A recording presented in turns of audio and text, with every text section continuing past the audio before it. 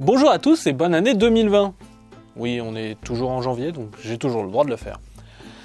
Et oui, donc 2020, ça signifie donc début d'une nouvelle décennie. Et donc potentiellement bilan de la décennie précédente. C'est pourquoi j'ai voulu, histoire de commencer l'année et de me remettre un petit peu en jambes après le calendrier qui a tendance à me les couper un petit peu les jambes, ça prend beaucoup d'énergie. Donc pour me remettre en jambes, peut-être parler des meilleures choses qui ont été dans cette décennie. Et je vous propose un petit top bien sûr personnel de ce que je considère comme ayant été les meilleurs comics et ceux qui ont été les plus marquants au final donc de la décennie précédente, donc de 2010 à 2019. Alors quelques petites règles que je me suis posées en fait pour l'élaboration de cette liste. Déjà, voilà, essayer de limiter au plus possible de réutiliser les mêmes auteurs, parce qu'il y en a certains qui sont mes chouchous. Et forcément, si jamais je me permets de les réutiliser, et la liste par exemple va être pleine de James Tokoe. Alors c'est très bien James Tokoe, mais voilà. J'aimerais bien vous faire découvrir un peu de tout et avoir une vue un peu d'ensemble, finalement, de la décennie précédente. Pareil pour les personnages, il y a des personnages qui sont des chouchous personnels, et pareil, je me suis limité vraiment à ne pas tout mettre. Voilà, c'est à peu près les seules règles que je me suis mises.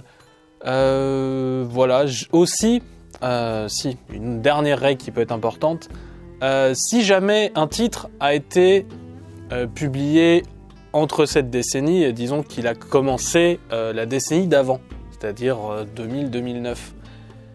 Et je ne l'acceptais que si jamais il avait au moins la moitié de sa durée publiée dans la décennie dont on parle, 2010-2019.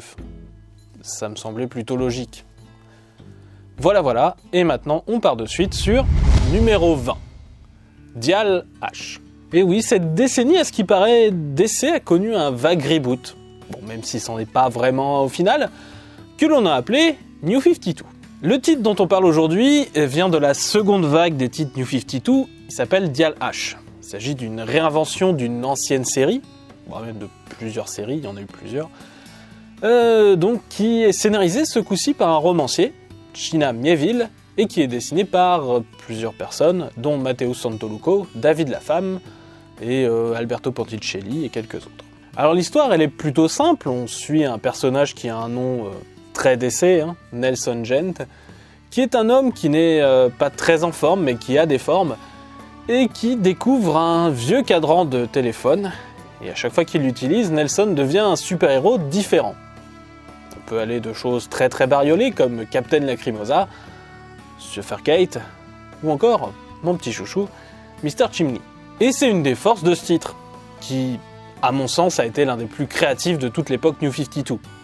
Et sans aucun doute mon préféré. J'ai toujours aimé le principe de Dial H, c'est-à-dire un cadran qui permet à chacun, en composant le mot H, le H for Hero en fait, de devenir un super-héros. N'importe lequel, et généralement des choses bien loufoques. Et là, pour le coup, China Miéville, il rajoute la vie personnelle du porteur de cadran, en tout cas à un niveau qui n'avait pas été utilisé jusque-là dans les autres séries Dial H, et amène tout un mystère justement autour du cadran Dial H, et de ses anciens porteurs, mystère qui d'ailleurs est continué dans la série Dial H actuelle, qui est en train de sortir et qui est aussi extrêmement bonne. On a un héros atypique, c'est un gars qui n'a pas du tout le physique, ni l'envie d'ailleurs d'être un super-héros, mais la vie va l'entraîner dans cette voie, et c'est le titre New 52 que je vous recommande le plus. Une série très courte, seulement 15 numéros et un épilogue, mais un titre qui vaut assurément le coup d'œil et la lecture. Numéro 19, The Manhattan Project. Alors The Manhattan Project, c'est une série qui a été commencée en 2012, et qui n'a pas connu de nouveaux numéros depuis 2015. Elle a été laissée de côté par son scénariste, Jonathan Hickman, qui a préféré se concentrer sur d'autres projets. La série nous laisse donc actuellement, c'est possible que ce soit repris plus tard, 25 numéros et une mini-série de 4 numéros, et c'est excellent. L'histoire, c'est une version alternative de notre monde, à partir en gros de la Seconde Guerre mondiale, où on découvrir la bombe atomique, en fait, c'est juste la vitrine publique du projet Manhattan. Tous ces scientifiques font en fait plein d'autres choses, extrêmement délirantes, dans un mélange un peu saugrenu de science et d'ésotérisme, souvent un peu déglingué.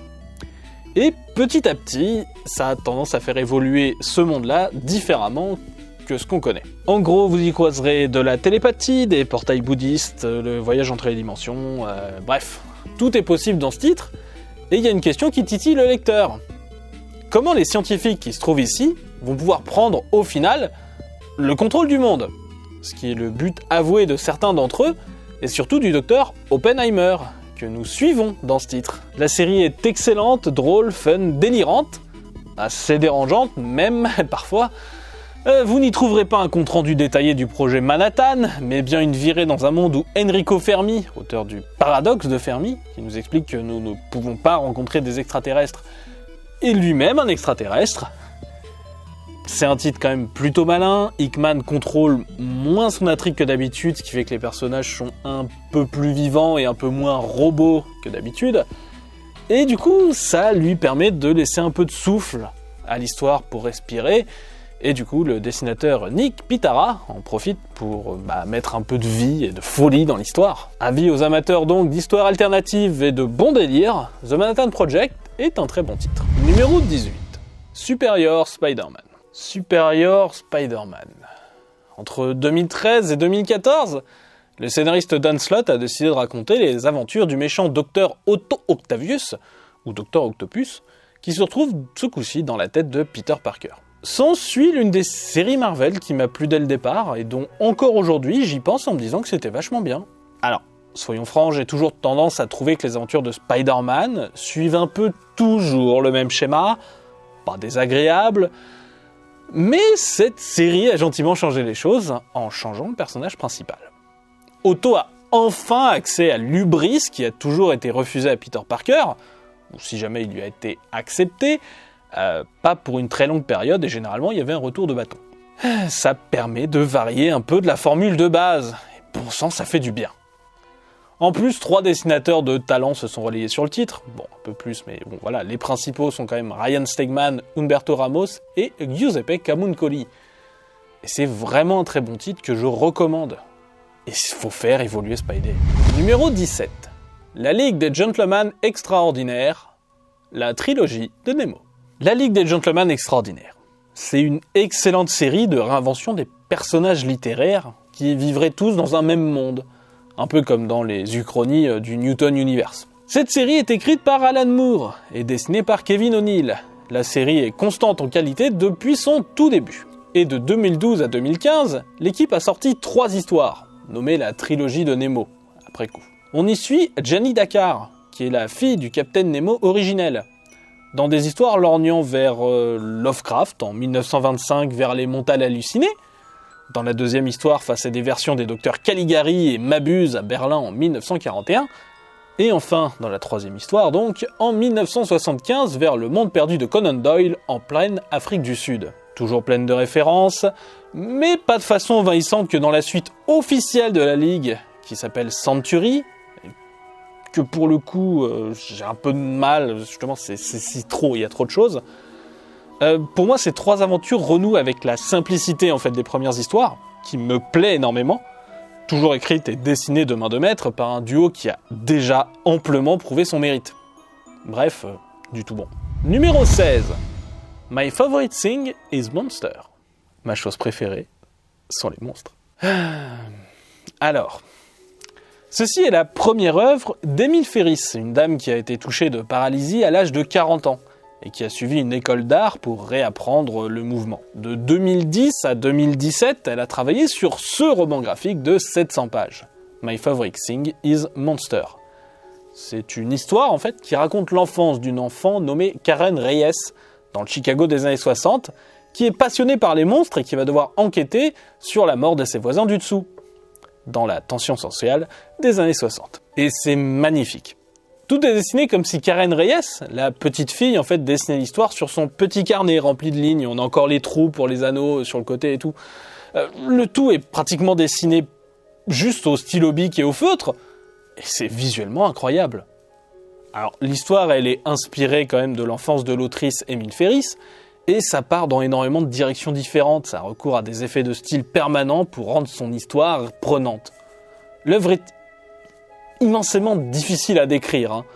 La couleur y prend progressivement place, il arrive fréquemment qu'il n'y ait pas de case sur la page. C'est un peu comme si Art Spiegelman, l'auteur de Maus, avait rencontré Goya sur le chemin et que les deux avaient décidé de faire un bouquin ensemble. Et que parfois, je sais pas pourquoi, Robert Crumb viendrait pour gribouiller 2-3 trucs dans les marges. Se sentant assez inadapté et mal à l'aise face au monde qui l'entoure, donc Karen Reyes, donc l'enfant, est représenté comme un loup-garou de cinéma. Et l'œuvre parle d'à peu près tout, hein, allant des survivants de l'Holocauste aux différentes relations du voisinage, en passant par les comics et le cinéma d'horreur. My Favorite Thing is Monsters, c'est une œuvre marquante à ne pas rater. Difficile d'accès, hein, ça je vais pas vous mentir, mais ça mérite qu'on s'y accroche. Numéro 15. Zéro. Alors, Ales Scott fait partie des auteurs que j'aime beaucoup. D'origine tchèque, il a un style très particulier qui l'amène au comic book américain, notamment au niveau de l'écriture, hein, monsieur est scénariste. Zéro est le titre qui m'a le plus marqué de cet auteur. En 18 numéros, on suit un certain Edward Zero, un espion parfait, qui n'hésite pas à ne pas suivre les règles pour obtenir des résultats. Nous suivons donc un comics de guerre et d'espionnage, dans une histoire qui mélange passé, présent et futur, et qui a pour but de traiter de la part d'ombre qui réside en chaque être humain. La guerre y est dégueulasse, car on commence par exemple en 2018 dans le premier numéro, avec des améliorations humaines qui empêchent les gens de mourir rapidement, leur permettent de continuer à se battre tout en étant mortellement blessés, les enfants sont entraînés à devenir des machines, bref, le monde est pourri. Et pour donner vie à ce monde, il y a beaucoup d'artistes en fait qui succèdent à chaque numéro. Chacun a une ambiance du coup particulière, et niveau artiste, hein, il y a du beau monde. On a quand même Michael Walsh, Matteo Santoluco, Tula Lotte et plein d'autres. Je m'en voudrais de vous dévoiler vraiment des points d'intrigue. Chaque numéro est en fait une histoire en soi, tout en nous permettant d'en découvrir toujours plus sur l'intrigue globale. Bref, les 18 numéros de Zéro, sortis de 2013 à 2015, sont assurément à lire, et Ales Scott, décidément, un auteur à suivre. Numéro 14. Immortal Hulk. C'est difficile actuellement de pouvoir faire la différence entre ce qui ne serait qu'un simple emballement, sur une série toujours en cours, comparé à un vrai jugement fait sur une série terminée et lue dans son entièreté. Certaines séries actuelles, très prometteuses, ne sont pas dans ce top, parce que elles sont beaucoup trop récentes, j'ai pas assez de recul, et c'est difficile de les juger sur pièce sur que quelques numéros. Par contre, avec plus de 2 ans derrière elle, il me semblait pouvoir au moins placer Immortal Hulk dans ce top. À l'heure où j'écris ces lignes, j'ai pu lire les 29 premiers numéros de la série du scénariste Al Ewing et du dessinateur Joe Bennett, qui a été lancé en 2018. L'histoire commençait plutôt simplement, avec le fait que on ne pouvait plus tuer Hulk, qui revenait systématiquement à la vie à chaque fois que la nuit tombait. Commençant par une série de petites histoires, un peu dans le style de la série télé des années 70, finalement on part dans d'autres directions épiques, allant de la place du mal absolu, de Hulk comme étant le destructeur ultime à la fin de tout, des mutations gamma en général, des différentes personnalités vivant à l'intérieur de Bruce Banner, de la lutte contre les méga-corporations, de l'urgence écologique.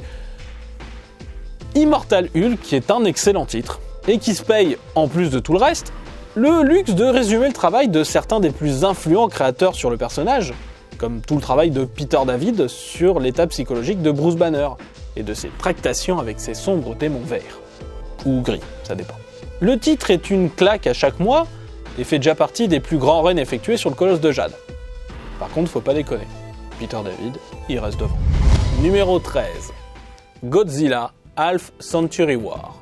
Alors je vous ai déjà parlé d'un de mes dessinateurs chouchous, James Tokoe, que ce soit sur mon top des comics abandonnés, encore sur une review des supposés 100 ans de Marvel, et je le redis encore, James Tokoe est un de mes dessinateurs favoris. Et oui, j'avais le choix, j'aurais pu parler d'Aliens Dead Orbit, mais non, j'ai préféré Godzilla Half Century War. L'histoire est plutôt simple, 2 soldats japonais vont être choisis pour combattre le lézard géant pendant une moitié de siècle, c'est dans le titre. C'est donc 5 numéros de pur baston, de toute beauté, servis par le sens de l'épique inné chez Tokoe, et surtout sa façon de colorier qui me rappelle quand même généralement un Philippe Drouillet sous stéroïdes. Alors, pas forcément beaucoup plus à dire, hein. L'œuvre est principalement un délice visuel à suivre. Quand le principal reproche que j'ai à faire à l'œuvre est qu'elle va en fait de 1954 à 2002, et donc que ça fait pas 50 ans, un demi-siècle, mais seulement 48 ans, c'est que... Non, c'est qu'il n'y a rien à dire, c'est très bien. Enfin, allez vraiment lire ce titre, il vaut le coup, comme pratiquement tous les titres de James Tokoi, et j'ai dû me restreindre à un seul titre, sinon ce top serait rempli de cet artiste. Numéro 12, Descender. Depuis 2015, le scénariste Jeff Lemire a lancé avec Dustin Nguyen une petite série de science-fiction chez Image Comics. Cette série, c'est Descender, et on suit l'histoire d'un robot nommé Team 21 dans l'espace, surtout dans un monde où les robots sont hors la loi, suite à l'apocalypse lancée par d'autres machines, nommées les récolteurs, 10 ans plus tôt. Et ce serait encore plus compliqué, puisqu'apparemment Team 21, un robot donc, peut rêver. Voilà. C'est ça le pitch de base. Descender, c'est du space opéra avec des graphismes à l'aquarelle, une sorte d'opéra cosmique de l'homme contre la machine, et surtout sur les relations sentimentales de chacun des protagonistes, tous très réussis. Et ce qui commence de façon classique, un peu comme une version survitaminée d'Astro Boy, devient plus que ça, et bordel que c'est bon. La série s'est arrêtée en 2018, et une nouvelle série, Ascender, continue de faire vivre ce coin de fiction depuis avril 2019. Avis aux amateurs. Numéro 11. Wolverine and the X-Men. Cette décennie, j'ai pas apprécié beaucoup de titres X-Men. Et alors que je m'enquille avec toujours autant d'ardeur les récits passés, j'étais beaucoup moins chaud sur l'actualité des mutants. Sauf un titre que je ne cesse de louer dès que je peux, Wolverine and the X-Men, lancé en 2011 par Jason Aaron. Cette série de 42 numéros, très bon chiffre au passage, nous raconte les gloires et déboires de l'école Jean Grey, nouvelle académie pour les jeunes mutants, dont Wolverine est le directeur. Alors le récit est rempli d'humour, mais aussi d'une tendresse et d'une mélancolie pour chacun des personnages, qui grandissent, mûrissent ou évoluent au fil des pages, parfois dans des scénarios un peu décousus, mais qui m'ont personnellement amplement touché. Une série malheureusement entachée de quelques crossovers, mais bon sang, qui s'en sort tellement bien. On suit pratiquement autant les élèves que les professeurs qui d'ailleurs sont tous d'anciens élèves. Il y a Doop, qui comme toujours est formidable, et la série a même su se conclure avec brio dans les derniers numéros. Ah, et il y a une deuxième série du même nom, mais pas du tout avec la même équipe créative, vous en approchez pas, mais avec une lance de combat de 15 mètres. Je suis sérieux. Par contre, la première, lancez-vous dedans à cœur perdu, elle saura vous accueillir. Numéro 10. Archer on Armstrong. Et oui, en cette décennie 2010-2019, un éditeur défunt est revenu de la tombe, en la personne de Valiant Comics. Et avec lui, il a ramené certains personnages bien sympathiques et a su réinventer ses séries. Une des premières séries à revenir, en 2012, ce fut Archer on Armstrong. Un duo de personnages un peu dysfonctionnels, mais qui s'aiment bien. Armstrong est un immortel hédoniste, Archer, un assassin entraîné dès sa naissance par une secte pour tuer Armstrong.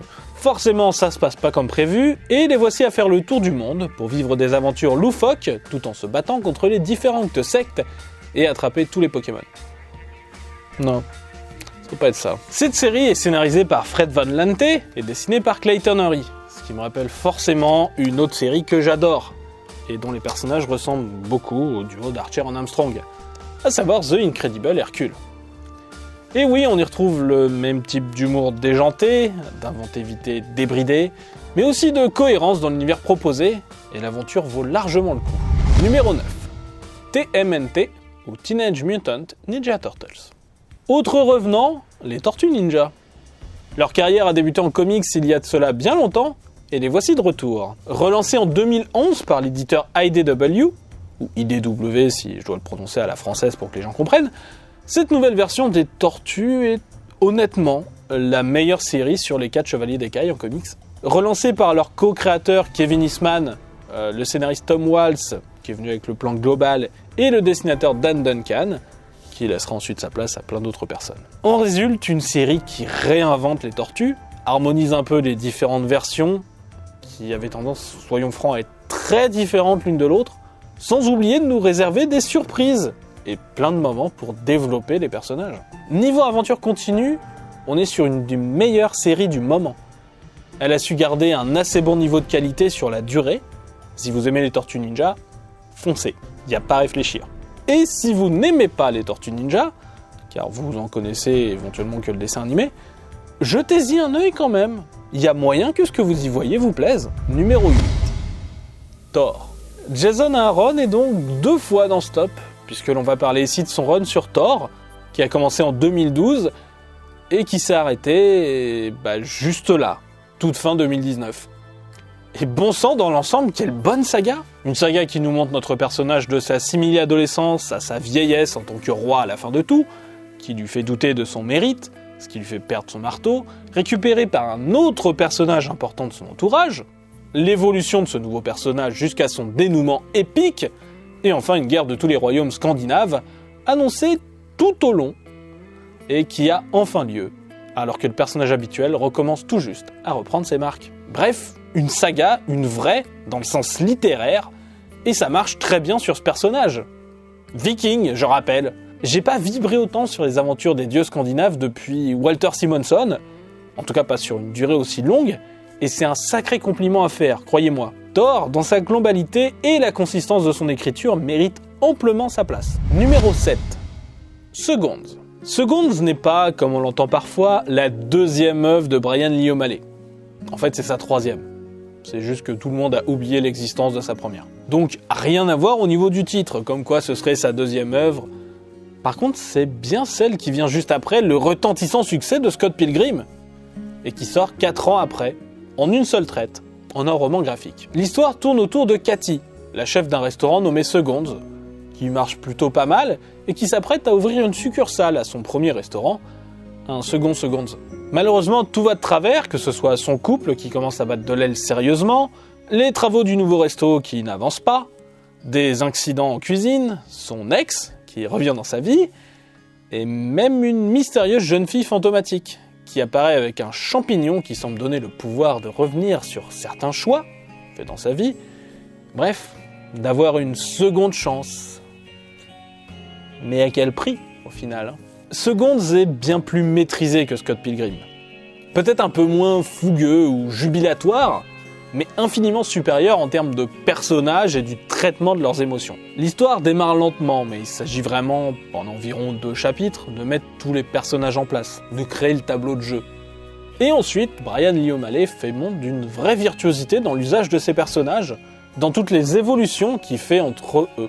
L'œuvre est colorisée par Nathan Fairbairn, qui avait également fait la version couleur de Scott Pilgrim. Bon, ici les couleurs sont chaudes, ce qui fait que dans les moments tristes de l'œuvre, on a un bleu mélancolique du plus bel effet. Bref, si vous aimez la bande dessinée, lisez Seconds. Numéro 6. Tony Chu. Tony Chu, ou juste Chu dans la langue de Stan Lee, ce qui signifie mâcher. Et ouais, cette série, elle a été commencée milieu 2009. Mais comme elle s'est arrêtée en 2016, la majorité de ses numéros sont sortis pendant cette décennie. Dans Tony Chu, on suit l'histoire d'un gars nommé Tony Chu. C'est bien, vous suivez, qui vit dans un monde où une grippe aviaire a décimé une bonne partie de la population mondiale et où toute consommation d'oiseaux ou de volailles est interdite. Bref, le cauchemar de Black Hero. Et Tony Chu a une particularité, un pouvoir, pourrait-on dire, il est cybopathe. C'est-à-dire qu'il peut revivre l'histoire des aliments qu'il mange. Et donc, bien plus qu'un simple trafic de poulet, Tony Chu va se retrouver embarqué dans une histoire bien plus vaste que lui et sa petite vie. Ce titre est bourré d'humour, rempli de pouvoirs tous plus innovants que les uns que les autres, comme la femme qui a le pouvoir, grâce à une simple description, de te donner l'impression physique et réelle que tu as mangé l'aliment qu'elle décrit, un pouvoir que je trouve formidable. Tony Chu se permet aussi des moments un peu plus dramatiques, qui en font une série à suivre haletante et un vrai plaisir limite gastronomique à suivre. Manger du Tony Chu, c'est bon. Numéro 5. Mister Miracle. Oui, Mister Miracle, et pas juste à cause d'une hype quelconque due à sa sortie plutôt récente en France. Mister Miracle, je l'ai lu à sa parution en VO, dès 2017. Faut dire que je l'attendais, surtout sur le sujet casse-gueule de faire une série centrée sur les New Gods, ou Néo-Dieux. Pour beaucoup de gens, dont moi, les New Gods, c'est d'abord l'œuvre d'un seul scénariste, Jack Kirby, qui voulait raconter une histoire personnelle et qui lui tenait à cœur. Et ensuite, c'est beaucoup de tentatives d'autres auteurs de relancer des séries dans cet univers, et qui très souvent ne sont pas du tout au niveau. Mister Miracle, je pense, réussit à rentrer dans le cadre de ce que racontait Jack Kirby, et à mon sens rentre donc dans un club que je considère très fermé, des quelques œuvres qui ont réussi à faire honneur aux New Gods, avec donc Tales of the New Gods de John Byrne et Orion de Walter Simonson. D'ailleurs, Mister Miracle, à mon sens toujours, entre assez en résonance avec la série Orion, en montrant en quoi les personnages sont différents, mis possiblement dans des situations semblables à certains moments. Mais Mister Miracle s'ouvre aussi beaucoup à qui n'est pas un inconditionnel du grand œuvre lancé par Jack Kirby, et propose une intrigue beaucoup plus simple que les autres. Mister Miracle a toujours été le plus terrien des néo-dieux, et sa série joue sur des thèmes beaucoup plus proches du quotidien de beaucoup de lecteurs. La dépression, la vie de tous les jours, les relations avec les parents ou la famille. Bien moins fatalement pessimiste que le tout venant des œuvres du scénariste Tom King, elle est en plus superbement mise en valeur par le dessinateur Gerard Smith, rempli de bonnes idées graphiques. Un titre qui joue souvent la carte du méta-commentaire pour ceux qui connaissent ces classiques, tout en restant accessible à chacun et en proposant une vraie histoire profonde. C'est le petit tour de force que propose Mister Miracle, qui s'échappe avec brio du double écueil de la saga trop référencée ou de la trahison de l'univers développé par Jack Kirby. Et rien que pour ça, c'est beau. Numéro 4. Invincible. Alors oui, je sais. Invincible est une série qui a commencé en 2003, mais comme Tony Chu, elle s'est terminée avec un sacré nombre de titres sur cette décennie, puisque le numéro 144 est sorti en fin 2017. Donc on a une série qui est à moitié sortie cette décennie et qui mérite amplement sa place. Invincible est toujours une des meilleures séries de super-héros récentes, jouant avec l'imagination d'un Larsen sur Savage Dragon, peut-être en plus canalisé, peut-être aussi en plus sage, mais en tout cas une sacrée imagination. Invincible ne révolutionne rien, mais peut-être l'une des meilleures œuvres remix. Par là, j'entends une œuvre qui se sert de tout ce qui a été fait avant lui et tente d'en proposer une synthèse. Non, en fait, c'est ça. Invincible est une œuvre synthèse, du genre super-héros. Pratiquement tous les thèmes, et surtout les thèmes traités des années 90 à nos jours, se sont trouvés, traités à un moment ou à un autre dans la série. De ce fait, on a une œuvre qui a du mal à rester dans un statu quo, et qui change fréquemment son setting, à peu près tous les 2 ans, comme l'industrie actuellement. Une œuvre qui crée un univers foisonnant et rempli de nouvelles créations, comme on le vit toujours actuellement. Bref, Invincible se permet le luxe d'être une très bonne histoire à suivre, remplie de rebondissements. Je me suis personnellement toujours parmi de ce qui arrive avec Robot, et on y retrouve le fun des séries actuelles, avec des conséquences assez sérieuses sur le long terme également. Bref, il est jamais trop tard pour lire Invincible, la meilleure série de super-héros au monde. C'est la tagline du titre. Je vois pas ce qu'il vous faut de plus. Foncez! Numéro 3. Les pierres à feu. Ouais, je sais. Les pierres à feu. Dire ça, ça me fait bizarre à moi aussi, mais c'est comme ça. Une des meilleures séries de comics sorties cette décennie, c'est une réinvention des pierres à feu en comics en 12 numéros. J'y peux rien. Moi aussi, je trouvais l'idée bizarre quand c'est sorti. Que ce soit clair, j'aime pas vraiment les pierres à feu. Je les déteste pas non plus. Pour moi, ils existent, je sais de quoi ça parle, et on s'ignore plus ou moins mutuellement. Et puis, DC a sorti ce comics, scénarisé par Mark Russell et dessiné par Steve Pugh, et c'est autre chose. Les pierres à feu, en dessin animé ou en film tout pourri, ça raconte pas grand-chose d'autre que « et si on faisait la société d'aujourd'hui à l'époque préhistorique ?» Sans jamais approfondir. Approfondir. C'est ce que fait cette série. Et à travers les pierres à feu, chose bien inoffensive à la base, chaque aspect de nos sociétés modernes seront largement analysés, passés au peigne fin, au crible, renversant généralement les choses. Comme par exemple le fait que ce n'est pas naturel d'être monogame à l'époque.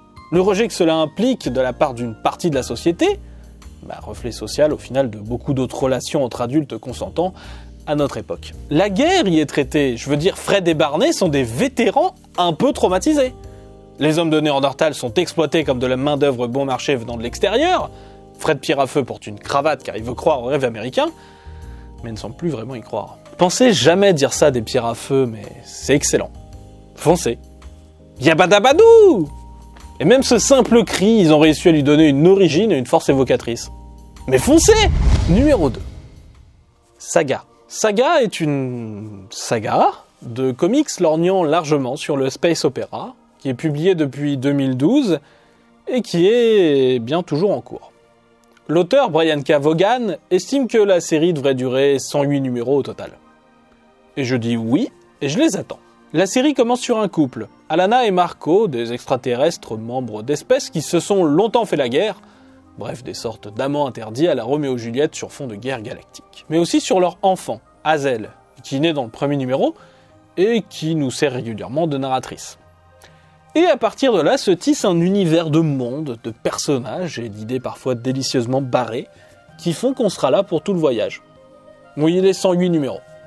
Et si le repas est bon tout du long, on reprendra peut-être même du rab. Saga, c'est les dessins sublimes de Fiona Staples, c'est 12 millions de récompenses diverses, c'est un comics qui dérange suffisamment les coincés du cul pour avoir connu quelques tentatives de censure, gage que ça vaut le coup, c'est le comics dont les recueils arrivent à dépasser les ventes de ceux de Walking Dead, et la série mérite tout ça, et même bien plus. Avant le numéro 1, quelques motions honorables, sans vraiment d'ordre particulier. The Unbeatable Squirrel Girl, pour son usage inventif des bas de page et du quatrième mur. Vision, parce que réinventer des personnages comme ça, c'est magnifique. Multiversity, parce que c'est la seule œuvre d'envergure dans le multiverse DC depuis un moment, et parce que le résultat vaut largement le coup. Animal Mal Swamp Thing, New 52.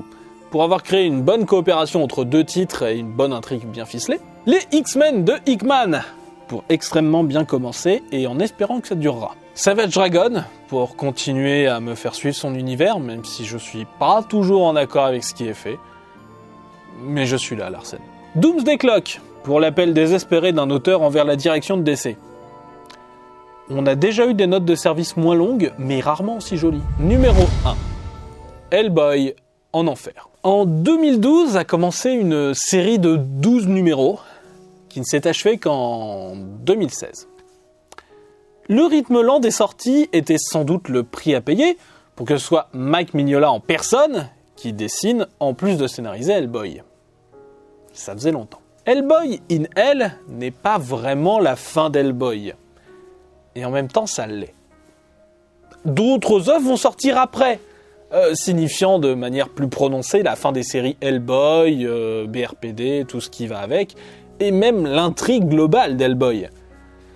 Mais Hellboy en enfer reste la meilleure fin. Malgré la conclusion auquel on a eu le droit récemment en 2019.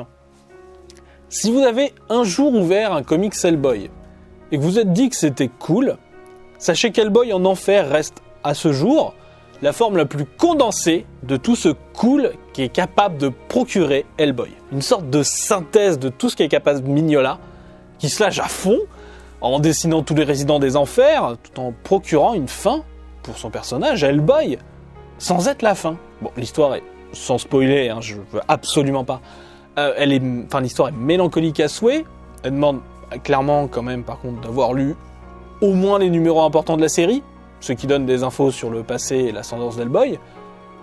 Mais est-ce que c'est vraiment une contrainte de lire du Hellboy ? Personnellement, je pense pas. Tout comme je ne pensais pas forcément mettre cette œuvre en premier dans un top de la décennie. Mais c'est un peu la différence entre y penser 2 secondes et y réfléchir sérieusement. Et en y pensant sérieusement, c'est cette œuvre que personnellement je retiens le plus de cette décennie. Le sacrifice d'un démon pour sauver des âmes et tout ce qui arrive ensuite à ce démon et à sa destinée. C'est magnifique, et c'est trop court. Et c'est peut-être le fait que ce soit trop court qui le rend d'autant plus précieux. Voilà, c'est la fin donc du coup de ce petit top sans grande prétention.